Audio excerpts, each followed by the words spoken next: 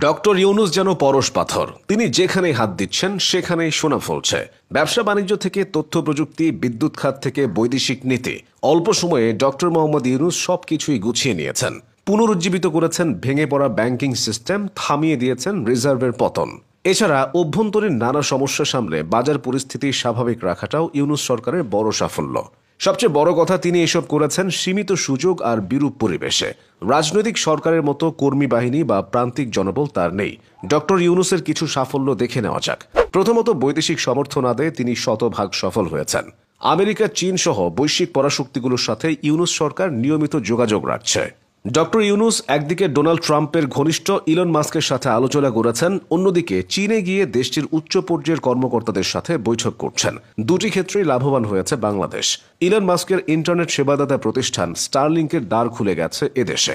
এদিকে চীনের বাজারে 2028 সাল পর্যন্ত শুল্কমুক্ত রফতানির সুবিধা পেয়েছে বাংলাদেশ। পাশাপাশি বাংলাদেশ শিপিং কর্পোরেশনের জন্য 4টি সমুদ্রগামী জাহাজ কেনার অর্থায়নের আশ্বাস দিয়েছে দেশটি। এছাড়া আরও বিভিন্ন প্রকল্পে আর্থিক সহায়তা দেওয়ার কথা জানিয়েছে বেইজিং। সফলতা এসেছে রোহিঙ্গা ইস্যুতেও। বাংলাদেশে এসে রোহিঙ্গা ক্যাম্প ঘুরে গেছেন জাতিসংঘের মহাসচিব। কিছুদিন আগেও এই জনগোষ্ঠীর খাদ্য সহায়তা নিয়ে শঙ্কা ছিল। সেখানে এখন রোহিঙ্গাদের জন্য $73 মিলিয়ন নতুন সহায়তা দিচ্ছে যুক্তরাষ্ট্র। ফলে প্রত্যেক শরণার্থীর মাসিক বরাদ্দ $12 থাকছে। এছাড়া ডক্টর ইউনুসের হস্তক্ষেপে ঢাকায় ইউরোপীয় দেশগুলোর ভিসা সেন্টার চালুর প্রক্রিয়াও চলমান, যা এতদিন ছিল পার্শ্ববর্তী দেশ ভারতে। ইউনুস সরকারের আরেকটি বড় সাফল্য হল বাজার পরিস্থিতি নিয়ন্ত্রণ। 2024-এর রোজায় যে পণ্যগুলোর দাম ছিল নাগালের বাইরে, 2025-এ সেগুলো এসেছে ক্রয় ক্ষমতার মধ্যে। মধ্যবিত্তদের পাশাপাশি নিম্ন মধ্যবিত্ত ও দরিদ্ররা তাই স্বস্তিতে বাজার করতে পারছে।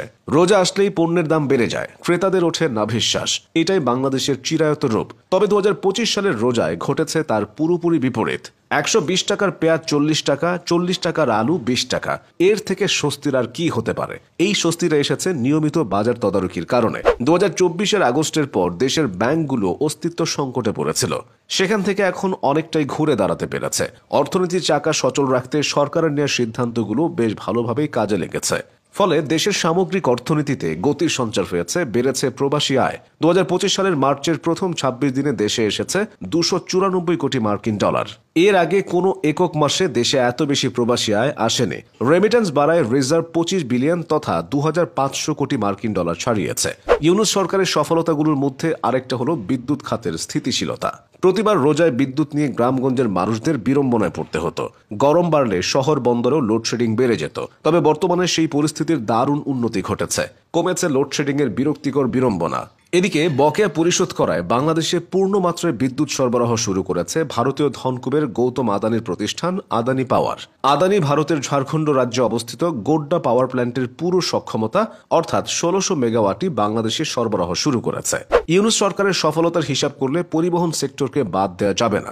ঈদ আসলে পরিবহন সেক্টরের নৈরাজ্য এদেশে খুবই সাধারণ একটি ব্যাপার। তবে 2025 সালে সেই চিত্র কিছুটা হলেও বদলেছে।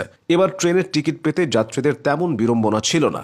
বাসের ভাড়া কিছু কিছু জায়গায় বাড়তি নেওয়া হলেও সেখানে নিয়মিত তদারকি চলছে, করা হচ্ছে জরিমানা। এর ফলে মোটামুটি স্বস্তিদায়ক পরিবেশই হচ্ছে এবারের ঈদ যাত্রা। ঈদের আগে বকেয়া বেতনের দাবিতে আন্দোলনরত শ্রমিকদের নিয়ে আলোচনা হয়েছে। এই বিষয়টিও সরকার বেশ দক্ষ হাতে সামলেছে। আন্দোলনরত টিএনজেড অ্যাপারেল লিমিটেডের শ্রমিকদের বেতন ও ভাতা কোম্পানির কারখানার গাড়ি বিক্রি করে পরিশোধ করা হয়েছে। সব মিলিয়ে ডক্টর ইউনুস এবং তার সরকারের সাফল্য অব্যাহত আছে।